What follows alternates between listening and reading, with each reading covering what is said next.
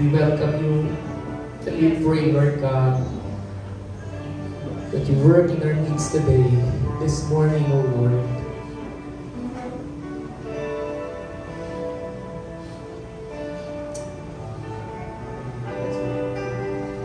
Hallelujah.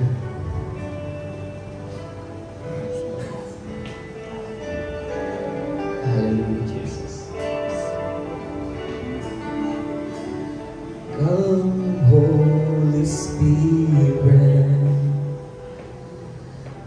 fall afresh on me.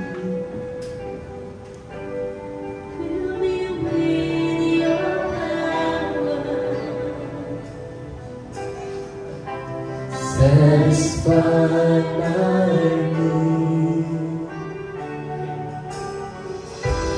Only you can make me whole. Give me strength to make me grow. Come, Holy Spirit, fall afresh on me. Pwede ba tayong manalangin? Aniyahan nga pa namin yung Banal Espiritu at personal tayo magtayo ng altar. Let's have a personal worship this morning and let's build an altar for the Lord. Hallelujah.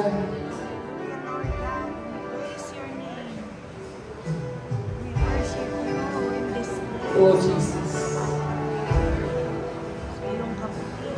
Oh, yes, oh Lord.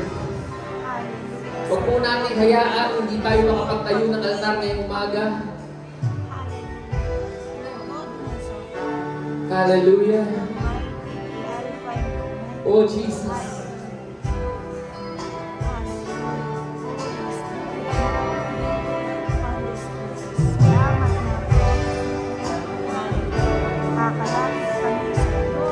Lord God.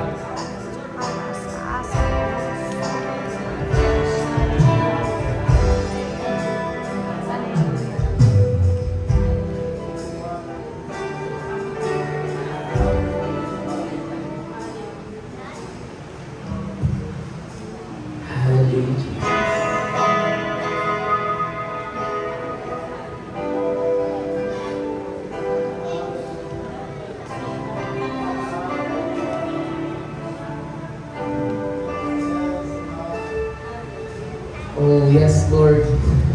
Holy Spirit, you are welcome. Come and move upon this place. We desire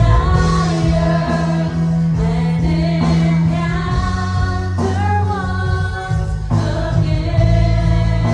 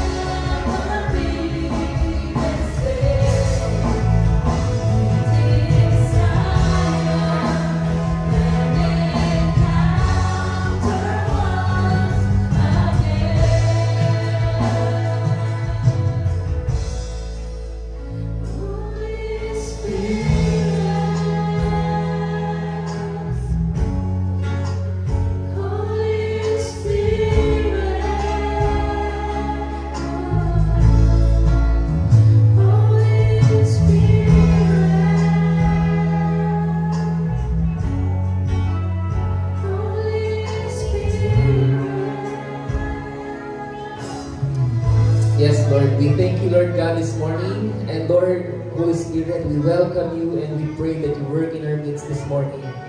Lord God, we ask for your presence, oh Lord God, to minister to us. We ask you for your power, Lord God, to speak to us, oh Lord God. May we hear your voice this morning, oh Lord God. And we thank you and we glorify you. In Jesus' name, amen and amen. Let's give a clap offering to the Lord.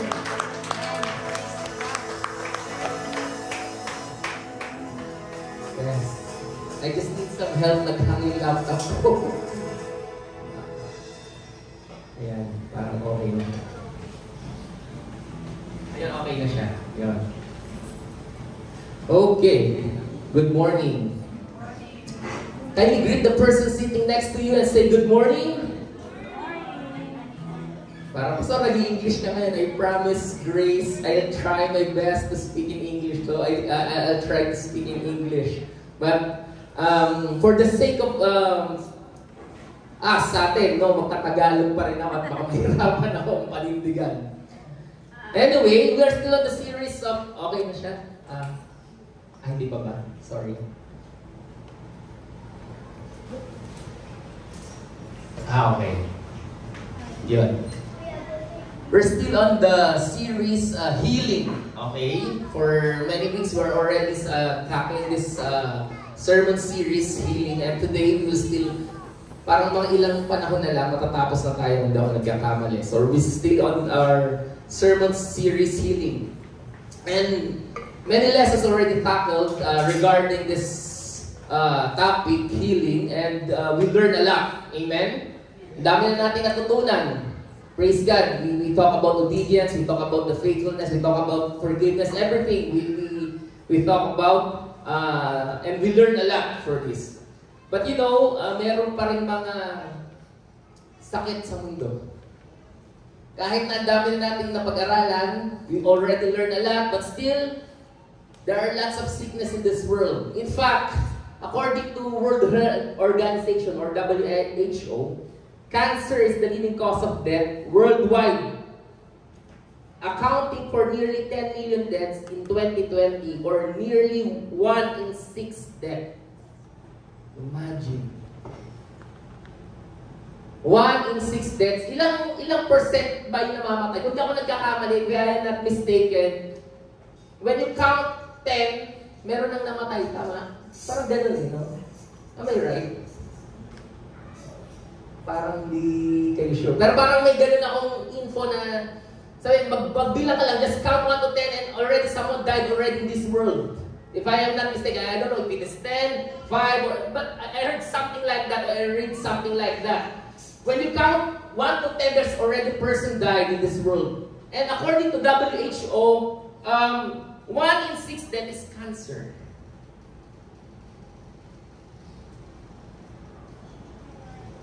Another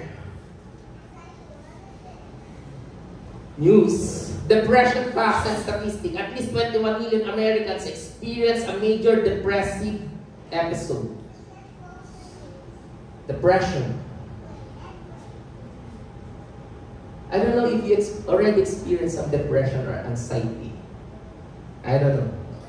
Mayroon bang nakaranas na rito? Meron na? 2 years ago, habang nasa bahay po ako, galing sa labas, nakipagkwentuhan, nagkape.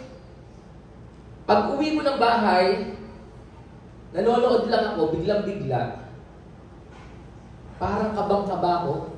You know, my heart is beating too fast and I can't breathe and I can't... You know, yung parang takot na hindi mo maintindihan. Parang, hindi ko alam, sasabihin ng iba, it's so exaggerated, pero yung parang yung hindi ka talaga makahinga literal. At, maybe, I don't know, kasi hindi naman ako nagpa-check, pero yung parang hindi ka makahinga, parang ka nalulunod. Gusto mo, may kakapit sa'yo. Sabi ko sa asawa ko, I asked my wife, can you be, sit beside me? And then, gano'n na siya. Pero hindi niya alam, I do not say anything. Tapos nung magluluto na siya, sige lang, hinayaan ko lang si mga anak ko. Sabi ko, can I have the remote? And I just play some worship songs. Tapos akala lang nila simple, pero sa akin, malala na. Good thing I know what to do. I try to relax. I try to worship the Lord. I play some music in the YouTube, gospel songs. And praise God, by the grace of God, it's been 3 years, not a single attack anymore. Pero hindi siya madali. I don't know. May kilala ba kayo na dumadaan ng depression? It's become normal in these days na you heard someone na may sakit, na may depress, na may cancer, or malalang sakit. Meron ba kayong kilala? Have you someone na mayroong sakit? Parang walang tao, there's no person in this world that do not know na mayroong, wala siyang kakilalang may sakit. Tama ba? Pag lahat na lang yata ng tao, meron kang masasabing kakilalang may sakit. Because it's normal. Tama? It's become the normal. Even we Christians, we experience sickness, we experience depression sometimes, we experience those things. And when you heard someone, it's not new, it's okay. Okay. It's not new anymore for us. We're used to it na parang, okay lang, well, let's pray for it, pero it's not new, it's okay. When I'm reading my Bible, I compare what's happening. Hindi, ito muna. You remember this news?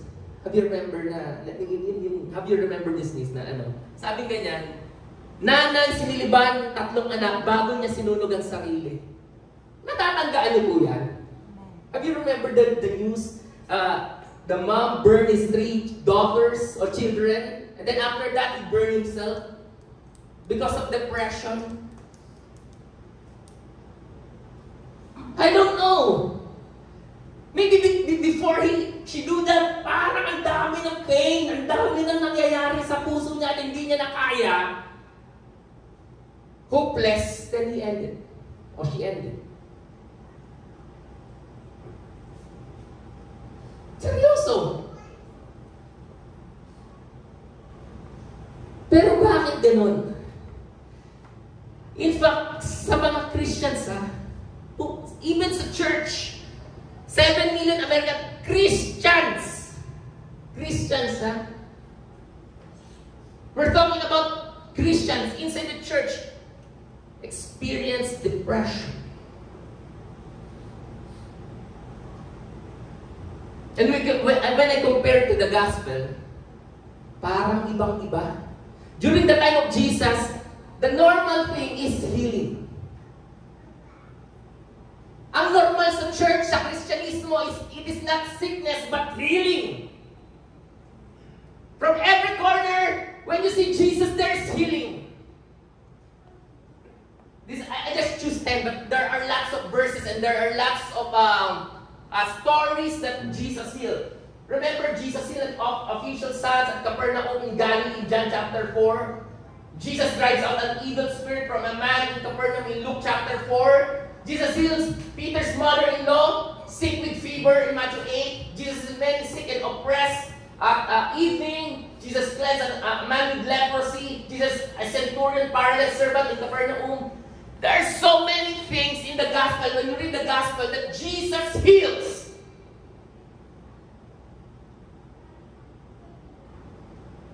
Not only in the time of Jesus, but even in the time of the early church, in the time of the apostles, in the time of the Gospels, or preaching the gospel on the early church, in the book of Acts, you will see that the healing is part of the gospel.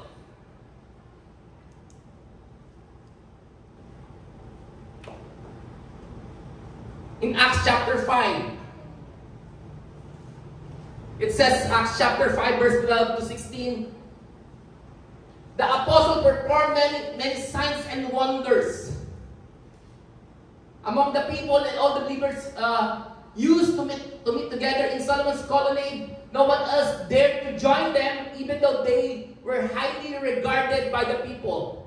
Nevertheless, more and more men and women believed in the Lord and were added to their numbers. As a result, people brought the sick into streets and laid them on beds and mats so that at least Peter's shadow might fall on some of them as he passed by. Imagine, during that time, even the shadow of Peter.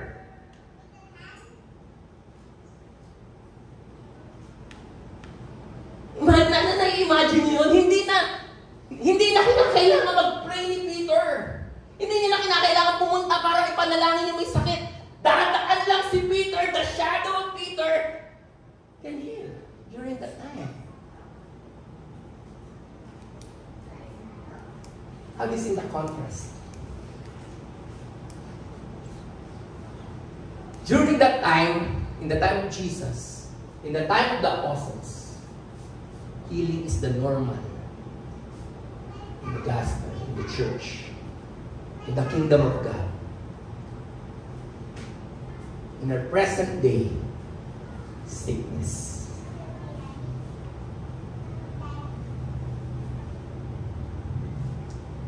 Meron ba tayong naminis? Pero ba nagbago?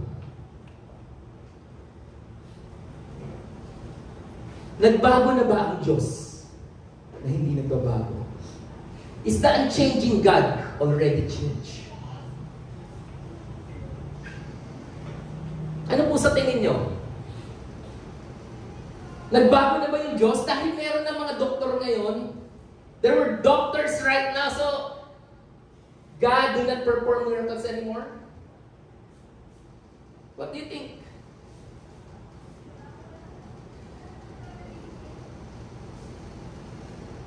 Ano ang namimiss natin sa ating panahon? I think, kung meron tayong namimiss sa ating panahon, that is the ministry of the Holy Spirit. During their time, their focus and emphasis of the Holy Spirit, napakatindi. Ibang-iba sa focus natin ngayon.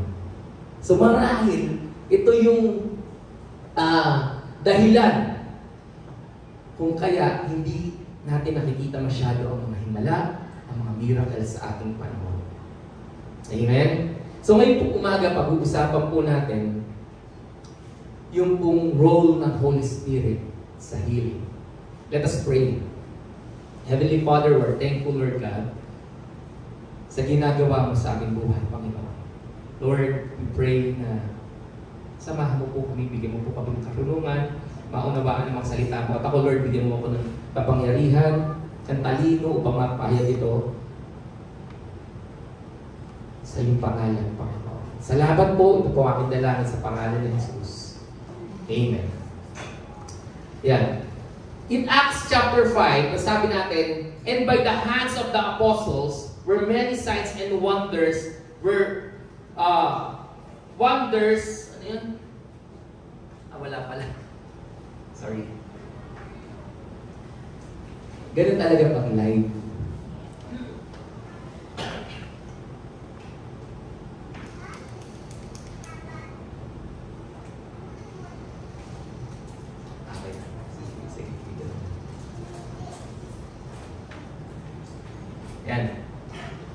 In Acts chapter 5, and by the hands of the apostles, many signs and wonders, wrote ba to? Parang, hindi ko alam kung tama ko. Among the people, sa Tagalog, at sa pamamagitan ng kamay ng mga apostol, ay ginawa ang maraming mga tanda at kababalaghan. Yung Diyos, God is always at work.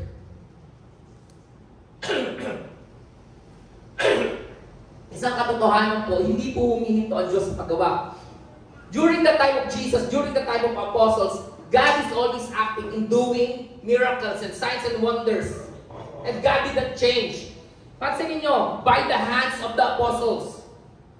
At sa pamamagitan ng kamay ng kanyang mga apostol. Ang Diyos ang gumagawa sa pamamagitan ng tao. Sa part ng Diyos, walang problema. Sa part ng tao, dito tayo may problema. At ito yung emphasis natin sa Holy Spirit.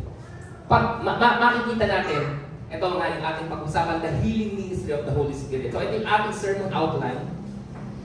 Kung nagsusulat po kayo, number 1, we need to understand the ministry of the Holy Spirit theologically. Number 2, we need to experience the feeling and revealing of the Holy Spirit regularly. And we need to trust the sovereignty of the Holy Spirit completely. Salamat po. So yan po. So pag-usapan po natin yan. Unang puntahan po natin, we need to understand the ministry of the Holy Spirit theologically. In Romans chapter 8 verse 11, sabi po rito, the Spirit of God who raised Jesus from the dead lives in you. And just as God raised Christ from the dead, He will give life to your mortal bodies by this same Spirit living in you. Pag pinansin po natin yan, and just as God raised Christ from the dead, He will give life to your mortal bodies. Madalas ang emphasis natin nandito eh. Tama? Ang emphasis natin, ang Diyos nagpapagaling. Tama naman talaga. Ang Diyos ay nagpapagaling. Pero, may namimiss tayong katotohanan dyan, yung gawa ng banal na Espiritu. At gusto-gusto tayong pagalingin ng Diyos. In fact, dito papansin, and God raised Christ from the dead, He will give life to your mortal bodies. Ang sinasabi dyan, yung ating kaligtasan sa Greek word na soso, natatandaan nyo? Parang hindi nyo natatandaan. Yung soso, mahirap pa ng panindigan pang English, ano? Yung Greek word na soso, ang sabi dyan, kaligtasan ng kabuuan ng tao. Okay, parang komportable na ako. Yan. Yung kaligtasan ng kabuuan ng tao. In fact, pag pinag-aralan ito, una, makikita natin, yung Diyos, sa observations na makita natin, and God just has raised Christ from the dead, He will give life to your mortal bodies. Yung Diyos gusto kanyang gumaling. Tama? Sabihin mo sa katabi mo, gusto kang gumaling ng Lord. Sige, sabihin mo. Ano man yung sakit mo, gusto kong maintindihan nyo, gusto kang pagalingin ng Diyos. Gusto kang pagalingin ng Diyos. In John chapter 10 verse 10, sabi ganyan, naparito ang magnanakaw upang magwasak at pumatay. Ngunit naparito ang anak ng tao upang magbigay ng isang buhay na ganap at kasiyasya. Gusto ng Diyos magkaroon tayo ng maayos na buhay. Gusto ng Diyos na magkaroon tayo ng maayos na kalusugan. Gusto ng Diyos na magkaroon tayo ng maayos na buhay nga, yung sinasabi natin sa bawat araw. Pero bakit hindi natin nararanasan to? Kasi ito, the Spirit of God who raised Jesus from the dead lives in you. By this same Spirit living in you, kung meron tayong namimiss, nawawala sa equation, that is the Holy Spirit. Naintindihan natin? In fact, alam niyo ba nagkaroon ng pag-aaral? Yan. Nagkaroon ng pag-aaral, ay, bakit lumipat? Ayan. Nagkaroon ng pag-aaral sa Arizona Christian University. Study found that 59 of the Americans, sorry, walang survey ang mga Pilipino. Karamihan ng mga survey na nakukuha natin nasa US. 59% of Americans, including Christian churchgoers, believe in the existence and influence of Jesus Christ. However, only half of that, number 29% believe in the living presence and the power of the Holy Spirit. Sa triune God, kung meron parang sabihin na natin parang dehado, that's the Holy Spirit.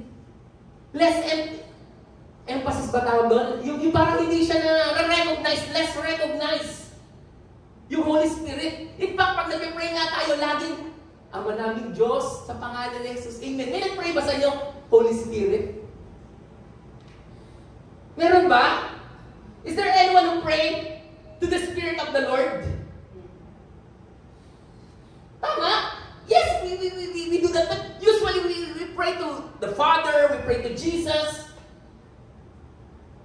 Pero we forgot that we hindi natin lagi nare-recognize yung banal spirito? And, take note ito yung iniwan sa atin ng Diyos. Sabi nga yan, when Jesus came to go to heaven, I will leave you another comforter. Parakletos to all alongside. Siya yung kasama natin. Pero, hindi natin siya nare-recognize sa ating panahon. Kasi, pag-aralan niyo po ito. Many preachers, yung tinatawag natin ginagamit ng Diyos in terms of healing. Benny Hinn. You know Benny Hinn? Pumunta pa ako sa crusade niyan sa Luneta. Daming tao. Kilala in terms of healing. Marami yan.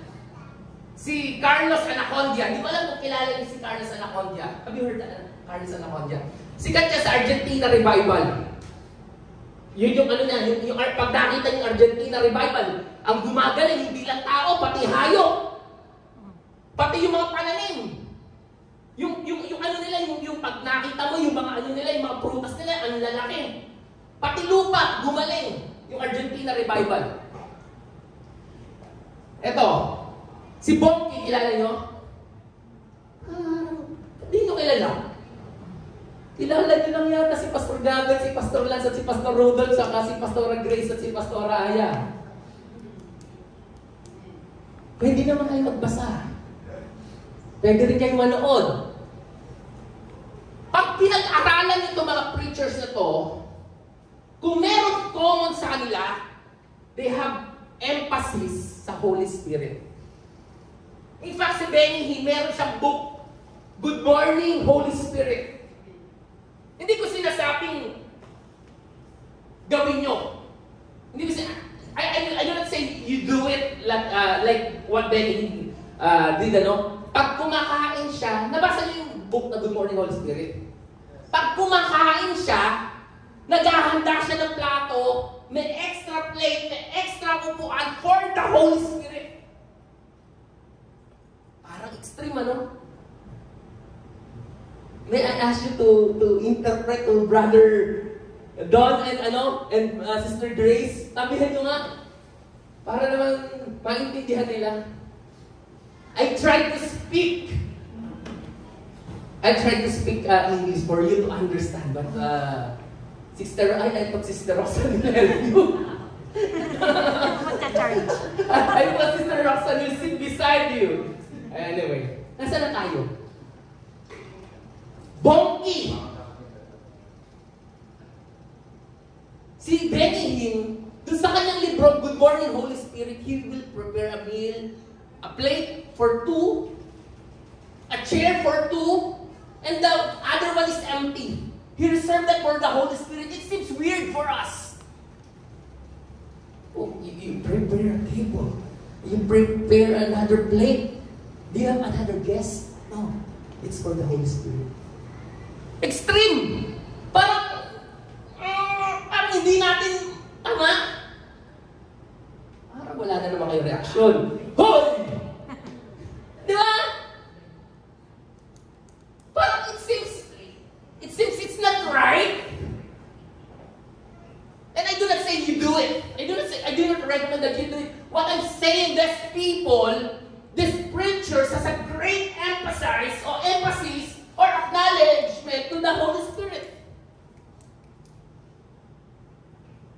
No wonder God uses them in miraculous ways. Ito yung common nila na meron silang matinding pagpapahalaga sa banal na Espiritu ng Diyos. Tingnan nyo alam nyo ba na ang source ng healing is the Holy Spirit? The source of healing is the Holy Spirit. Saan ganyan? In Acts chapter 1 verse 8, but you will receive power when the Holy Spirit comes upon you, and you will be my witnesses in Jerusalem, and in Judea, and Samaria, and to the ends of the earth. Pastor, ang pinag-uusapan dyan, power to preach. Tama ba? Hindi naman natin pinag-uusapan dyan yung healing eh. Tama? Ay, sa tingin nyo? Sino nagsasabing may kinalaman yan sa ano lang siya, sa evangelism o discipleship? Wala. Sino nagsasabing pasok dyan yung healing? Ayun. Ito kasi kung alam yung nasa Bible school pa lang kami, pinag-uusapan namin anong klaseng power to. Ito ba, boldness lang ba? Is it just for boldness? Now when the Holy Spirit comes upon you, you become bold in speaking and in preaching. Is that the kind of power? Is that the kind of power that you will be more knowledgeable when you preach the gospel? Is that the kind of power? Or it is the power what you need to be more effective in the ministry?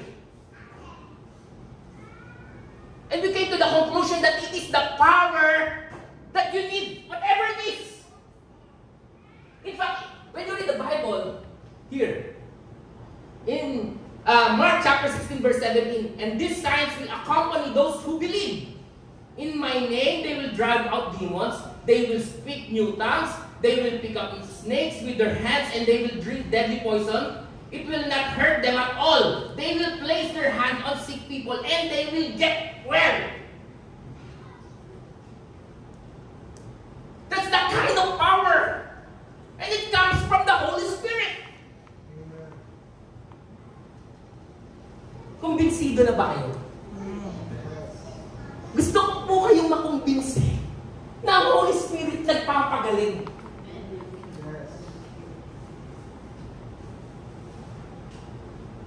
Kasi, pwede natin itong tanggapin. Okay, ang Holy Spirit nagpapagaling. Pero gusto ko maintindihan natin that He is available and He is willing. The same power Jesus raised from the dead is the same power lives in you, and He wants you to get well. Amen. He is the source. Hindi lang yan. Hindi lang siya ang source.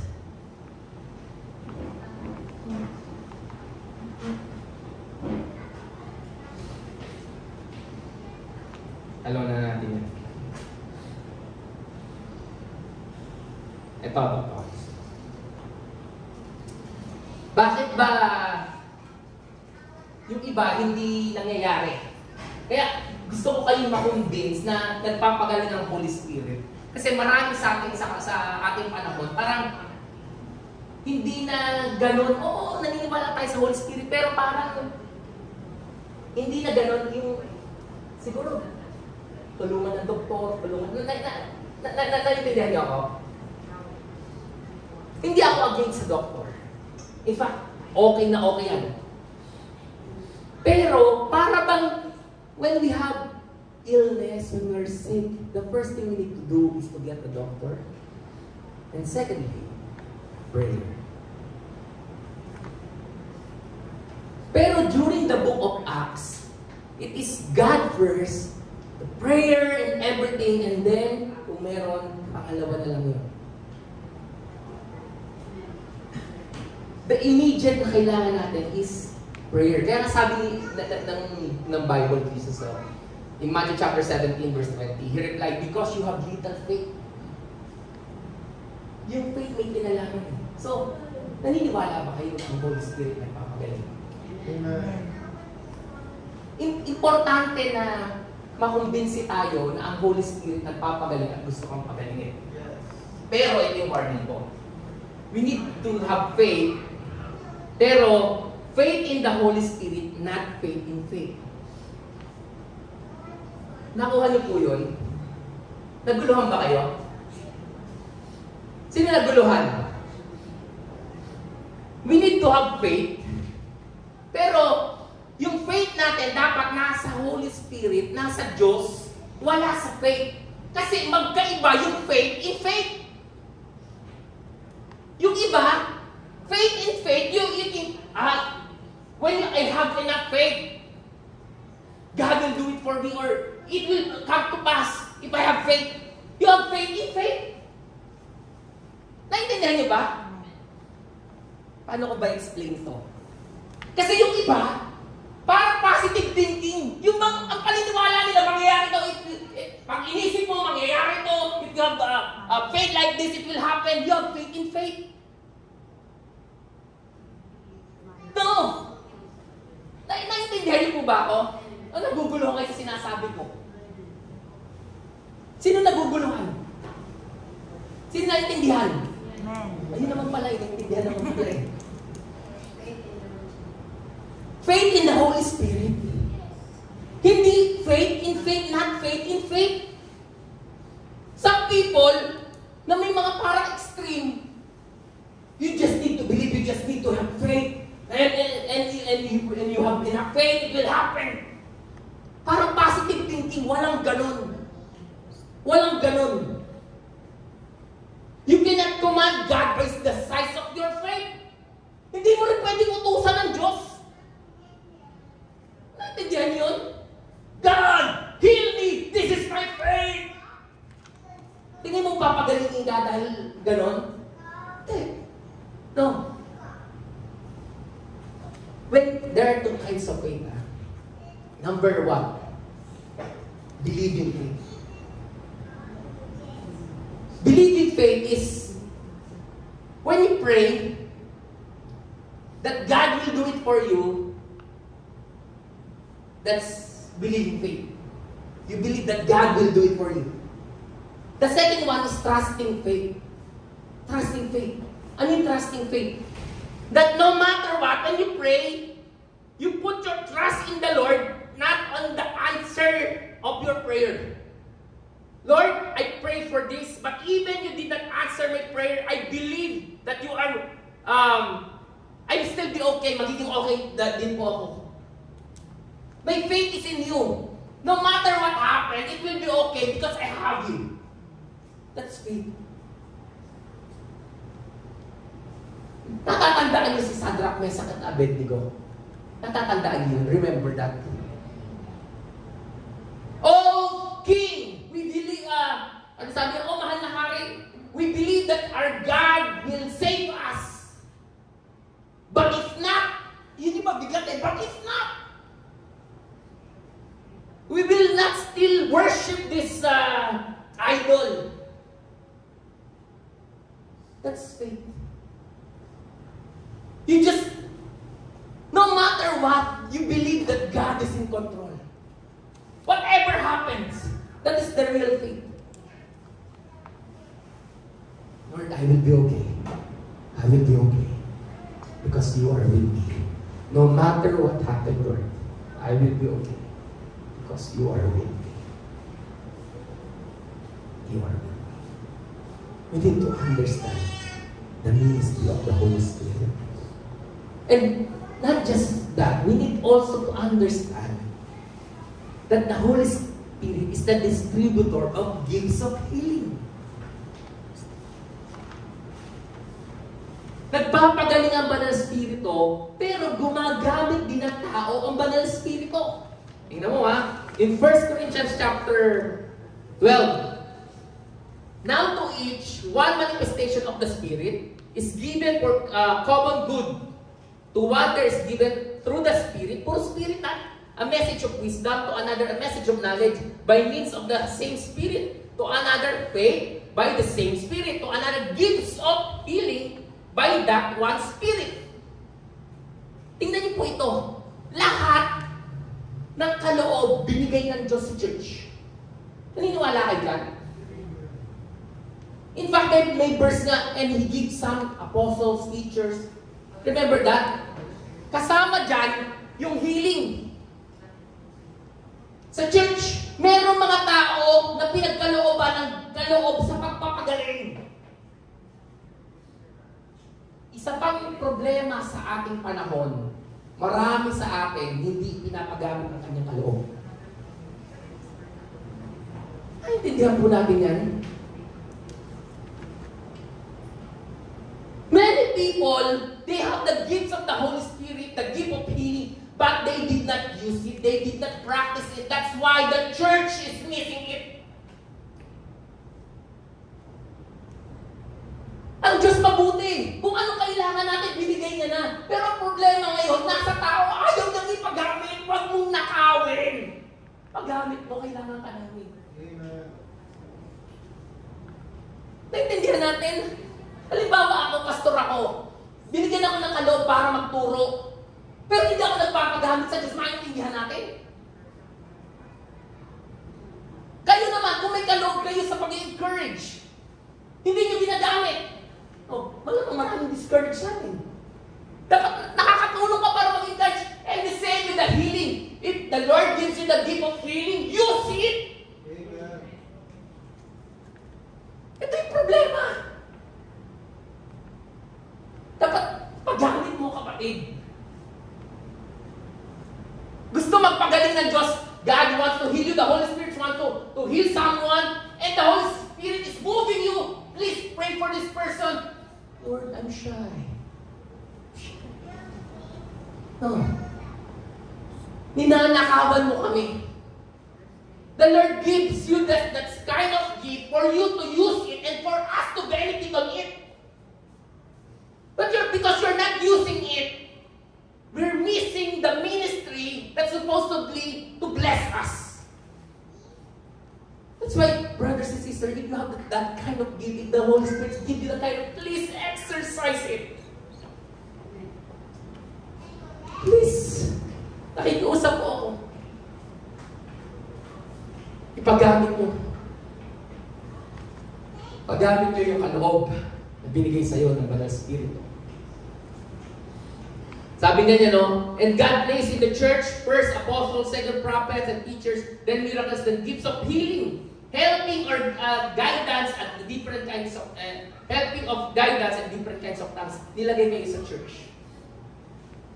Pangatlo, the ministry ng Holy Spirit, the revealer of the will of God. Pero hindi ko i-discuss yan, kasi nasa third point ko. Mas pag-uusapan natin yan. So, yan ang ministry ng Holy Spirit.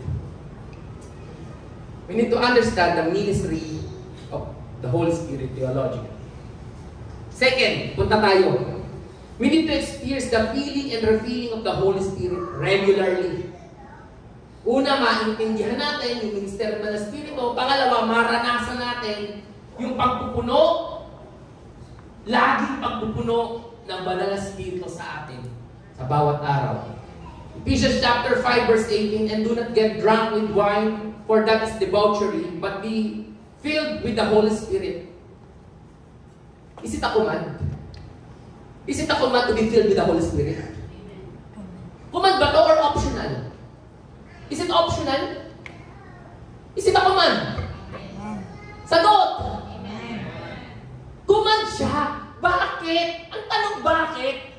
Bakit gusto ng Diyos? Why the Lord wants us to always be filled with the Holy Spirit? Bakit? Balik tayo sa pinag-aralan natin dati.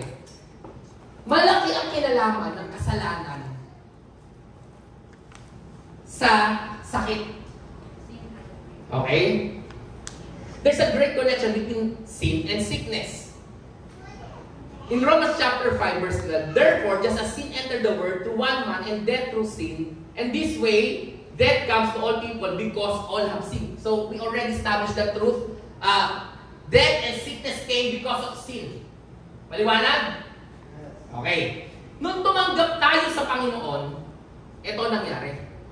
And when you were included in Christ, you heard the message of the truth of the gospel of your salvation. When you believe, you were marked in Him with the seal of the promise, the promised Holy Spirit. So, nagkaroon ka ng Banal Espiritu. Gumaling ka, nagkaroon ka ng Banal Espiritu. Sabi natin, dapat continuous yung refilling. Bakit? Kasi continuous naman tayo nagkakasala. Kahit Christian na tayo, we already, nakakapag-commit pa rin tayo ng mga kasalanan. Meron na ba perfecto rito? Nasa paniderya? Nasa langit? Meron na ba perfecto? Dito, isa lupa. Yung kapitbahay yung perfecto yun? Yung kapitbahay namin, perfecto Manalentay. Pangalan. Tama? Even with Christians. Yung mga pagkakataon na nakakapag-commit pa rin tayo ng kasalanan. Ako na nagdadrive ako Nagdadrive ako. Tapos bigla may naku po! Nahabol ko po talaga. Tapos minsan na lang pinag-pray ko, kayo naman. Ayun ang iniisip nyo. Diba? Nung nag-o-opisina pa ako, ito inis na inis ako dito eh. Wala akong magawa eh. Inaaway ko nga yung boss ko eh. Minsan tatawag sa telepono, tapos may tumawag, nasa si ano yung boss mo, ganyan-ganyan, di ba? Kasi yan. Busy. Kasi ayaw na kausap yun. Pasensya na po. Ang hirap ka na rin, no? Ipit na ipit ka eh. Hindi ka na natawad talaga. Sabihin mo naman, sabi po niya, wala siya. Ang hirap naman, no? Pwede ba yun? Immediate superior mo. Kaya kung hindi mo kaya, mag-resign ka na lang kasi patuloy ka magkakasala. Pero ang point ko, lagi tayo, ang ganda na sinabi ni Brother Don last time sa akin, we need the feeling of the Holy Spirit. Why? We have leak. Meron tayong mga leak eh. Remember? We have leak. Kaya hindi kailangan mo ng Holy Spirit kasi para hindi ka magkasala at ang kasalanan magtutulak sa sakit. Natatandaan yung connection? Kaya we need the Holy Spirit para iiwas tayo sa kasalanan nang sa ganon hindi tayo magkasakit.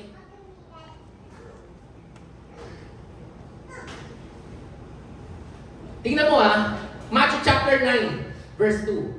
And behold, some people brought to him a paralytic lying on bed. And when Jesus saw their faith, he said to them, "Take heart, my son, your sins are forgiven." May kinalaman talaga, no?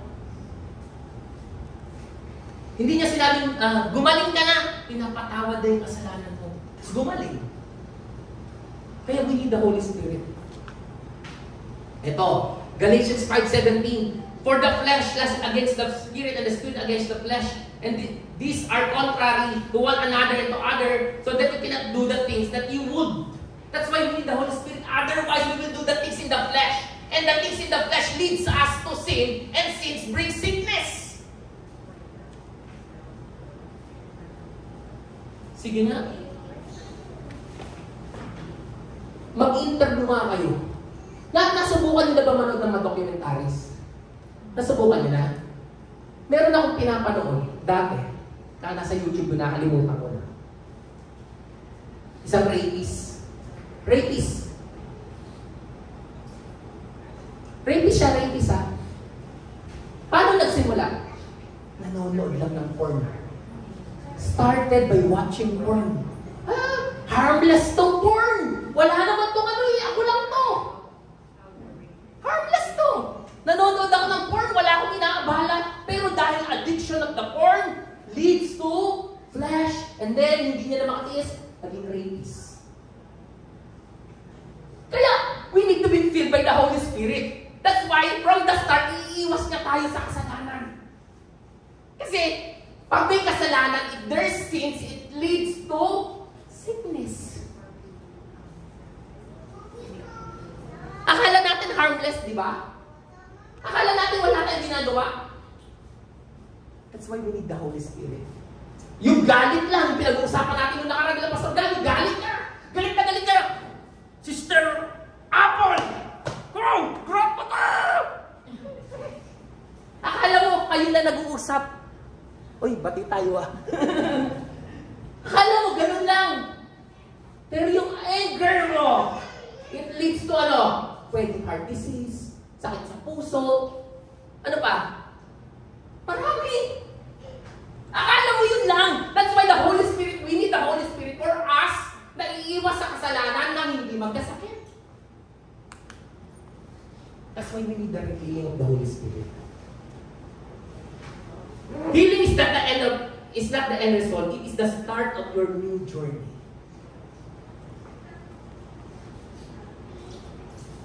Bakit ba gusto mo gumaling?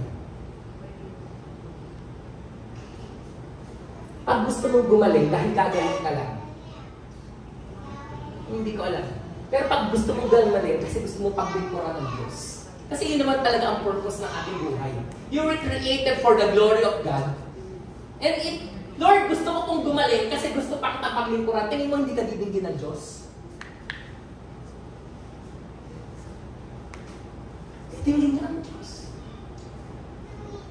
Kaya nga ang maging hamon natin, wag end result ang healing. Don't just pray because you want to heal, na gumaling ka. You pray, you want healing because you have still a mission, you want to do something for God.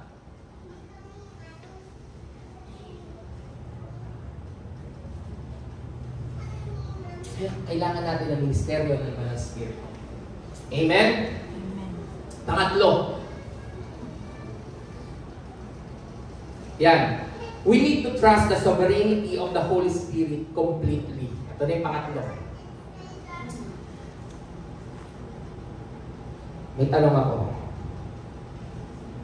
Is God fair? Is God fair?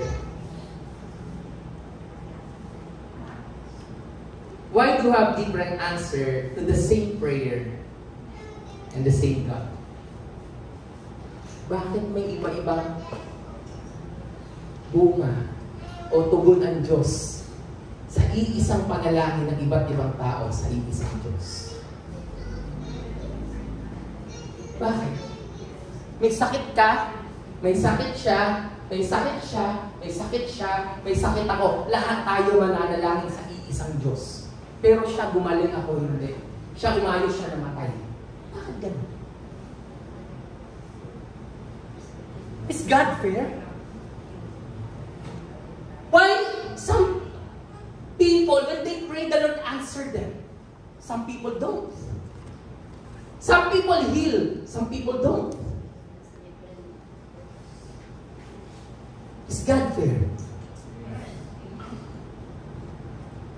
That's why the third point that we need you to understand, we need to trust the sovereignty of the Holy Spirit. When we talk about sovereignty, this is the definition that we like us to have.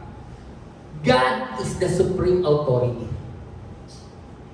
He is not subject to any power or law in which could be conceived as superior to other than himself. Walang higit pa sa kanya.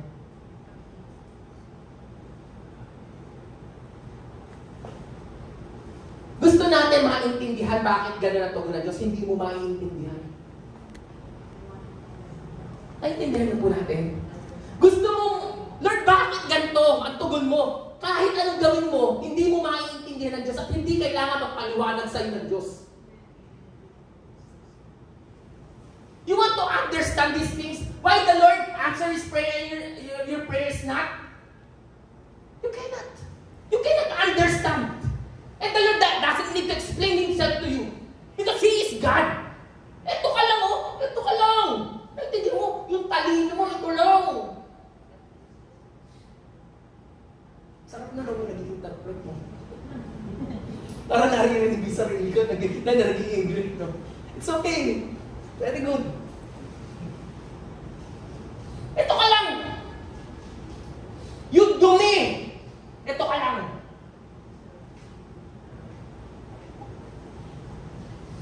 Ang hirap.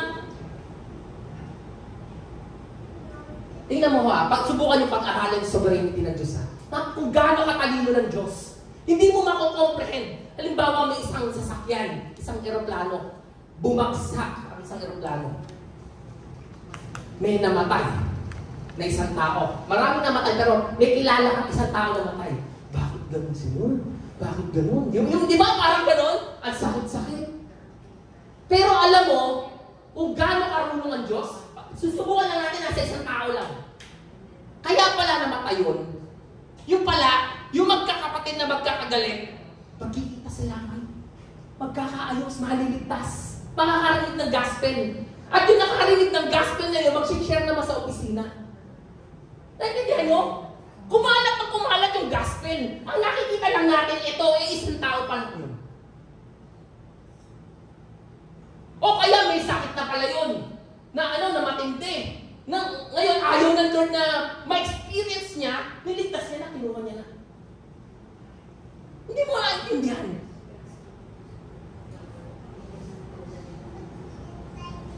O kaya ito. May asawa ka. Tapos na-aksidente. Na-aksidente asawa mo. Tapos iyak ka ng iyak. Nasa doktor kayo. Anong sabi ngayon ng doktor? May sasabihin po ako sa inyo. Yung asawa niyo po, na-aksidente. Pero buhay po siya, ha? Kaya nang malala. Ay, salamat po, buhay siya. Pero malala po. Malala. Ang ganda po ang condition niya. Kahit kailan hindi na po siya makakalakad. Nakahiga na lang po siya. Pag dudumi po siya, kinakailangan niyo po punasan kasi hindi niya na kaya sa sarili niya. Hindi na rin po siya makakakain sa kailangan po susubuan.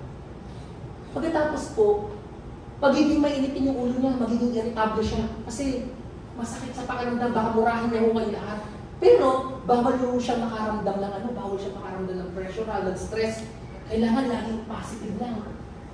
Tsaka mahal po yung mga gamot. Isang gamot po na ituturok sa kanya 3 times a day, mga 20,000 pesos.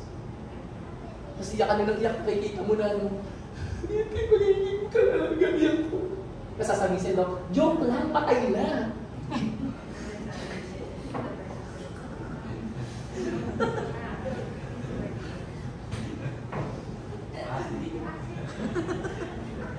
Diba?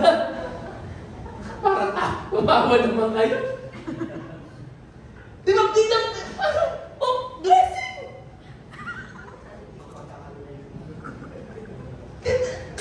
Nung una, kita mo, nung una, parang blessing kasi na buhay. Tapos nung nakikita mo yung bigat, uy, buti na lang kinuha mo na, Lord. Naintindihan natin? Matalino ang Diyos. Amen. We need to trust His sovereignty. Look at Job. Pag-aaralan lang natin ng konti si Job. Si Job. Job. Sabi nga niyan, alam niyo yung kwento ni Job, di ba? On the other day, the angels came to present themselves before the Lord. And Satan also came with them to present himself sa langit. Si Satan, no? Satan mo. And Lord said to Satan, where have you come from? Saan ka galing? Satan answered the Lord, from roaming throughout the earth, going back and forth in it. O yan, nag-aan sila, nagre-report. Then the Lord said to Satan, have you considered my servant Job? There is no one on earth like him. He is blameless and upright, a man who fears God and shuns evil, and still maintains his integrity. Though you incited me against him to ruin without any reasons. Ang background nito, pinatay na yung kanyang pamilya. Di ba alam natin to? Siya yung pinakamayaman na wala na lahat sa kanya. Verse 4, skin for skin, Satan replied, a man will give all he has for his own life. But now stretch out your hand and strike his flesh and bone, and will surely curse you in your face. The Lord said to Satan, very well then, he is in your hands, but you must spare his life. So Satan went out in the presence of the Lord and afflicted Job with painful sores from the sole of his feet to the crown of his head. Then Job took a piece of broken pottery and scraped himself with it as he sat among the ashes. Ang sakit. Sobrang sakit. Mula talampakan hanggang ulo. Sino dito nakaranas na ng bulutong? Meron? Grabe nung nagkaroon ako ng bulutong ng bata ko. Iba yung bulutong kasi ngayon eh. Yung bulutong ngayon, 4 na piraso na lang eh. Hindi totoo. Yung mga anak ko nagkabulutong, may bulutong ka. Ganyan, eh yung nagkabulutong ako, para akong taong bulutong. Hindi totoo lang. Yung bata ako, parang hindi ako tao. Bulutong ako kasi may bulutong dito, may bulutong dito, may bulutong sa puwet, sa lahat na lang. Tapos pag nakahiga ako, ang sakit. Matatandaan yan? Parang di kayo nakaka-relate ah. Ilang taon na po kayo? Ilang taon na po kayo? Ha? Si nanay na lang ang kakausapin ko. Nanay, can you relate to me? May injection kayo ngayon. Mayaman kayo.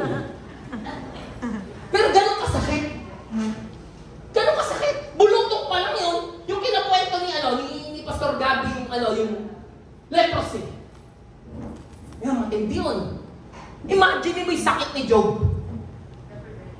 Painful because of emotional trauma.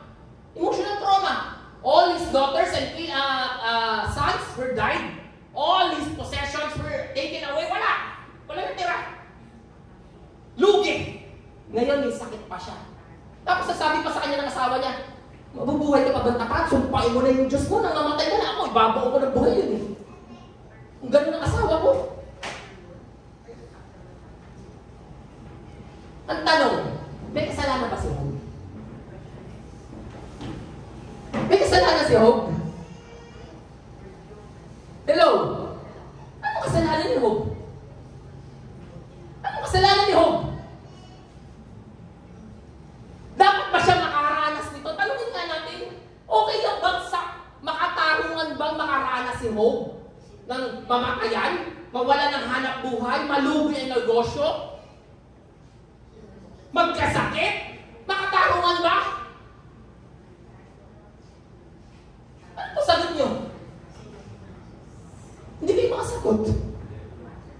Makatarungan ba? Sa utak natin, hindi makatarungan. On our mind, it is not... Ano yun sa English? Unjust. In our mind, it's unjust. Walang ano eh. Walang justice doon. Sabi ng Bible, Job is blameless. But what happened? All his possessions were taken away. All his daughters and sons were died. And then he has this kind of sickness from over this sole of his feet unto the crown of his head. Everything. What is the sin of Job? Nothing. Kahit anong gawin mong isip, hindi mo maiisip ang sagot. You need to trust the sovereignty of God. Your ways is not my ways and your thought is not my thought. Hindi mo maiintindihan ng Diyos. You need to trust God. That's all you can do. You need to trust God. Sabihin mo sa sarili mo, I will trust God. No matter what.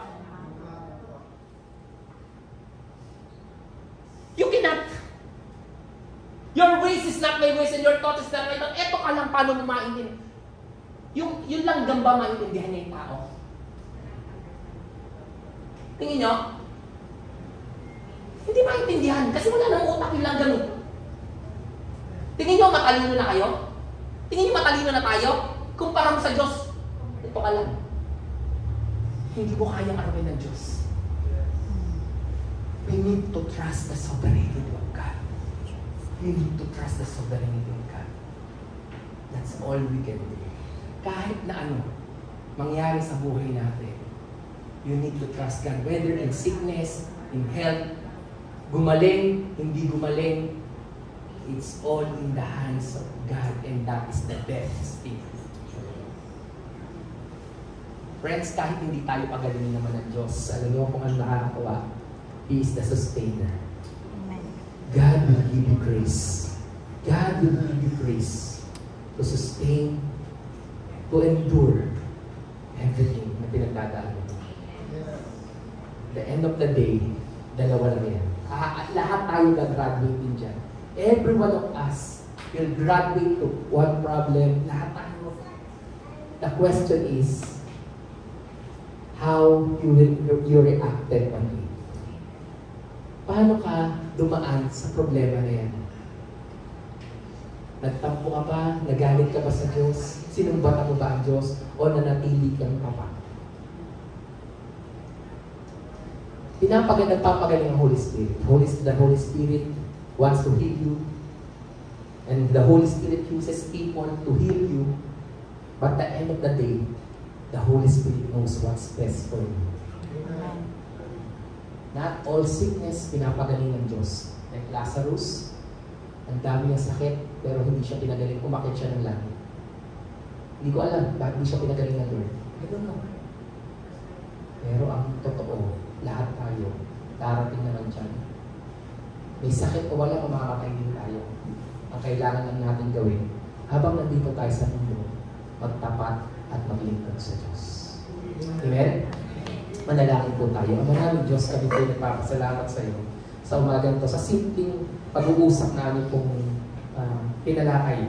Dalangin po namin, Panginoon, na tumingin po ito sa aming puso at mapaglingkuran ka namin no matter what. May sakit man o wala, gagawin namin, Panginoon, ang aming magagawa upang sambahin ka at paglingkuran ka ng buong puso. Sa iyong kapurihan, karangalan sa pangalan ni Jesus.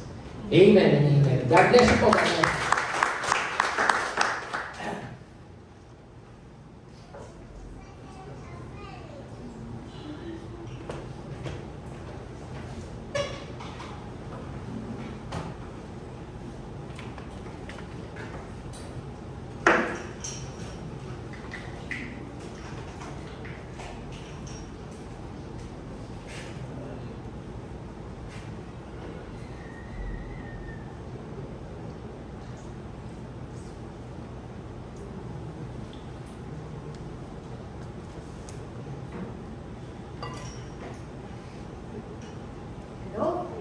Po ba tayo napagpala sa ating narinig na mga salita ng Panginoon? Amen. Okay, so dumakan po tayo sa tithes and offering. Okay? Sino po dito ang problemado sa pera? Tama-tama, kakunti na tayo. Alam niyo po ba na 6 out of 10 Filipinos are worried about money? Sabi na kasama si Pastor Lance. This study was conducted last March 2025. Recent lang, ano? So, 6 in 10 Filipinos. So, sino po itong worried about money? Wala dito niyan. Okay. Putting it at the pinnacle of their stress. Okay? Kaya karaniwan ng mga nakakausap ko, no? Sa mga cell group, sa mga kaibigan, usually, ang pinagugatan ng stress ay about money. Pero, madalong pag-usapan. Tabu, pag-usapan ng money. Pero bakit nga ba? Usually, merong problema po ang tao why they are worried about money and why they are not being blessed materially by the Lord. Basahin po natin, Luke 6:10. Ang mapagkakatiwalaan sa maliit na bagay ay mapagkakatiwalaan din sa malaking bagay. Ang mandaraya sa maliit na bagay ay mandaraya rin sa malaking bagay. In English, one who is faithful in very little is also faithful in much. And one who is dishonest in very little is also dishonest in much. So kung hindi ka mapagkakatiwalaan ng Lord sa maliit mong kinikita na 10,000 a month para maging faithful ka sa Lord, sa million 10%, paano ka i-increase ng Panginoon? How can the Lord increase your salary if you cannot be trusted with little? Kung hindi ka kaya pagkatiwalaan ng Panginoon sa 10,000, paano ka pagkakatiwalaan ng Lord sa 100,000? Meron po akong ituturo sa inyo, mabilis lang, ano? Ang 10-20-70 rule. Alam na natin lahat to. 10% goes to your tithes, 20% to your savings, and 70% goes to your expenses. Ako po, I can boldly say that I am faithful in this. Net salary ko po ay, hindi ko sabihin siya, 12.5% ng net ko po ang aking tithes. Over and above. 30% savings, 50%, 56% expenses. That's how we do our budgeting at home. And I can clearly say that the Lord has been faithful in our life. So, kung meron ka pong 10,000 pesos na salary a month, you are expected to tithe 1,000 pesos, savings mo 2,000, expenses mo 7,000. If you are faithful in 10,000, for sure bibigyan ka ng Lord ng 100,000.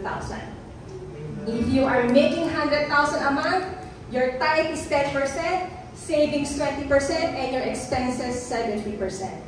Bakit ko share to? I can boldly share this because I have experienced God's faithfulness in my life when it comes to finances. Because I have learned to be faithful po. It is not easy po to be faithful at first. Hindi siya madali. Especially kung maliit yung pera mo. Pero, when you step out in faith, makikita po natin kung gaano ka-faithful ang Panginoon. So, ako po, currently, I am debt-free. Dahil sa Lord, dahil sa faithfulness ko sa Lord, He is also faithful to me. And I am 100% faithful in my tithes and offering, and I have experienced how God has provided for our needs.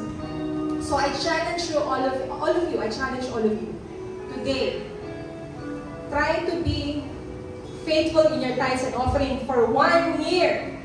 I can guarantee you, money back guarantee. The Lord is faithful. Amen. Hindi po siya nasisinungaling. Amen. Because I am a living testament of how faithful our God is. Nakwento ko before sa inyo, lubog ako sa utang when I was in my early 30s because I am not faithful in the Lord. But the moment that I became faithful to the Lord, nakita ko kung paano minultiply ng Lord ang aking resources, on how He protected yung little that I have, and He multiplied it. And I was able to help other people in need. So, I challenge you, for 1 year, all of you, be faithful. I assure you, guaranteed, you will have financial breakthrough. Amen. Amen? Tayo po'y manalangin. Panginoon, maraming salamat, Lord God, dahil Ikaw ang Diyos na nagpo-provide sa aming pangangailangan. Lord, tunay nga na hindi kami nagkukulang because You are the God who provides for our needs. Lord, forgive us, Father God, when at times, Lord God, we are not faithful. When at times, Lord God, hindi namin nilalagay yung pananampalataya namin sa iyo when it comes to our money and finances. Ngayon, dinadalayan ko, Lord God, na kami tulungan mo, Panginoon, na kami maging tapat sa iyo, Panginoon, kung paano ka naging tapat sa amin, Father God. And Lord, alam namin na bubuhos ang iyong pagpapala dahil yun na iyong pangako, Panginoon, sa amin. At Lord, tulungan mo kami, Lord God, to walk in faith, Lord God, to be faithful in every way, to be faithful in little, so that we can be faithful also in more, and so much more, Panginoon. Lord, I declare blessing upon blessing for these people, Lord God. I declare financial breakthrough for every one of us, Panginoon, sa mga nangangailangan ngayong oras na ito, sa mga mayroong problema sa pera, sa financial, Panginoon. Nananalangin ako, Panginoon, that more than provision, I pray for their hearts, Lord God. A heart that is willing to obey, willing to be faithful in every area, in every aspect, Lord God. To You all the glory and honor and praise. In Jesus' name we pray. Amen. God is good, right? Amen. Can anyone say that God is good? Even if we're healed or not healed, is God still good? Even if He answers our prayer and don't answer our prayer, He is still good, right? So come on, let's sing into that this morning still. Let's rock our service up with the song.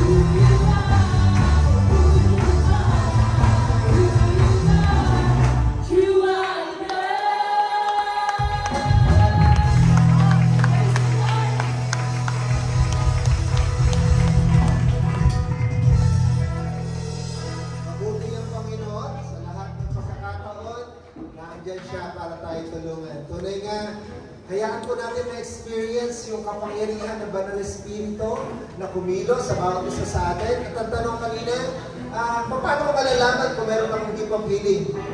Magsimula ka ngayon mag-pray sa masakit. Okay, huwag mong hintayin na, paano ko malalaman kung hindi mo i-apply? Paano ko malalaman kung meron akong gift of teaching? Magsimula ka ngayon magtulong. Okay, hanggang hindi mo kasi sinisimulan, hindi mo makikita yung resulta. Okay? Kaya nga tayo in-encourage natin, every one of us can pray for the sick because we know that the Lord can heal them. And He is sovereign. Sabi ko nga sa inyo, lagpas na sa mga daliri ko yung mga pinag-pray ko, na pagkatapos kong pinag-pray, mga ilang oras pa lang hindi pa inaabot ang kinabukasan, kinuha na ni Lord. Okay? Hindi ko na mabilang. Same here. Ang dami na. Alam ko din mga magpapatotoo dyan. Buti nilang pastor, pinag-pray mo si ganito kasi hinihintay na lang kayo. Kumbaga gano'n. Kaya, yun yung sa susunod, meron din tayong teaching about that. About eternal healing. Okay? And be excited. Sa susunod na breakthrough natin, ang ating tatalakayin is financial breakthrough. Sino excited doon? Yes. Financial breakthrough. Amen. Pero mga ilang series lang yan. Pastor Aisel. Yun, iba yung gagawin ng Diyos. Gusto ng Diyos sa lahat ng area ng buhay natin magkaroon ng breakthrough. Amen. And we do believe, itong taon na ito, this is really the year of breakthrough sa buhay natin, sa kagalingan natin, sa pananampalataya natin. Next time, bago magtapos din ng taon, yung ating faith, magkakaroon ng breakthrough. Sa lahat ng area ng buhay natin, nais ng Diyos na magkaroon ng breakthrough tayo. Kaya excited ako na makita yung development kung paano, hindi lamang by words natin na really kundi we experience yung goodness ng Panginoon. Amen. Na kung paano siya gumagalaw, kumikilo sa buhay natin. And welcome nga pala ulit, Brother Ian and Sister Irish. Nagaling pa si Sister Iris sa ibang bansa. Ngayon, isang buwan lang siya dito, pero pinasyalan niya tayo. Welcome, welcome. We are excited na maka-fellowship kayo. And sa mga kapatid natin na wala dahil sa bagyo, naniniwala tayo ang Diyos ay mabuti sa kanila at patuloy yung pag-iingat ng Diyos ay sumasa kanila. So mamaya din po, supportan po natin yung youth service. And we do believe kaya tayo walang mga batang karamihan mga batang dahil mamaya sa ako nandito sila. Kaya 3 o'clock, continue to pray for them. Pag-pray po natin ang gawain ng Panginoon. And we do believe mayroong gagawin ng Diyos. Magiging yung ating church lot and building. We're praying na this year, kahit na magkaroon ng buo at aligid, masiwala na. Bago tayo mag-lipat taon ng year 2026, doon tayo magkakaroon ng worship explosion. Hindi na kasi tayo kasya dito kapag nagsama-sama. Kaya bago magtapos yung taon 2025, this is our culture that we gathered all of the members in the church and we are not contained by this place anymore. So, kailangan natin a bigger place. And we're praying na yung church lot natin and building will be at least kahit we have roof and walls, kahit walang mo ng tiles, magkaroon bago itong taon ito. So, please include that to your prayer. And I know the Lord is using people and everyone. Merong nagpapadala sa atin galing sa ibang bansa na mga tulong, and then we are hoping and praying na marami pang mag-contribute para dito. Okay, bahagi tayo ng gawain ng mas malaki ng Panginoon. So, to God be the glory. And then, yung ating mga starting up your new life, yung ating mga cell groups, continue to support it, be part of it. Kung kayo wala pang cell group, we are encouraging you to be part of our cell group. Meron tayong online, meron tayong face-to-face, kaya huwag po tayong mahiya. I-approach nyo po kami mga pastors, mga leaders, kung sino man sa inyo na willing gusto maging part of new cell group pa rin. Yun yung mga PX natin dati, tapos ngayon madadagdagan niya na starting up your new life. Next August will be our live class. Kaya maraming gagawin ng Diyos sa gawain ito. And hopefully, lahat tayo, yung ating spiritual journey, nagpo-progress. Amen. And I do believe our faith will grow. And every one of us, magpapatuloy sa nais mangyari ng Panginoon. So, salamat sa Panginoon. Magkaroon muna tayo at least 5 minutes na fellowship. Wala tayong office, sila tapos na yun sa